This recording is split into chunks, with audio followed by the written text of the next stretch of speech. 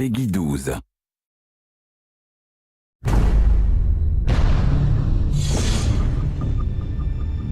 What things like the film allow Green Lantern to do is come alive for real. You see the constructs come to life. You see that energy dissipate. You hear the sounds. You see the big scopes of Oa and Zamora and all these other planets. There's something about Hal Jordan himself because unlike every other superhero, Hal Jordan and Green Lantern are essentially the same.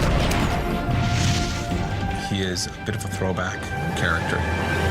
Hal! He comes from that generation of the right stuff. He is a daredevil. He's a guy who leaps first and then thinks on the way down. There's something I really love about his gut instinct. Your name. Hal Jordan. The ring chose you. I think Hal is an incredible superhero and a unique Green Lantern because he brings something to the table that the other Corps can't, and that he's willing to face his fear and admit that it exists and use it in order to become the greatest Green Lantern of them all. Ryan Reynolds is the perfect Hal Jordan for me. He has that humor, he has that swagger, that cockiness. When the chips are down, he really gets serious. He really steps up to the plate. The ring said it was a great responsibility. Responsibility? You? Let's hope so. Well, the great thing about Green Lantern Rise of the Manhunters is that there was a lot of time and energy and effort spent on making sure that it didn't repeat the movie. It's like watching the movie, but you get to actually control it. It's kind of cool, I think, for people that are, that love the movie and people that haven't even seen the movie yet. The main storyline for Green Lantern, The Rise of the Manhunters, begins actually many, many years ago because the Guardians had created their first police force, which were the Manhunters. They didn't work out. They sort of went rogue. So the Guardians discarded them and created the actual Green Lantern Corps. But now the Manhunters have come back, and they intend to destroy the Guardians and the Green Lanterns.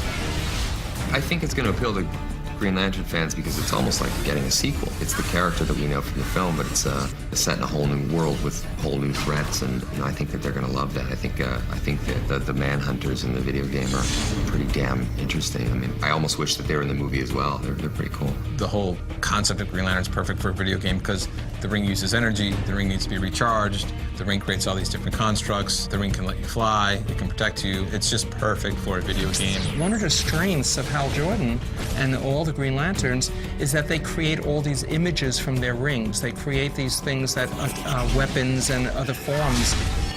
That is so great within the context of video games. The best part about it is co-opting with Sinestro.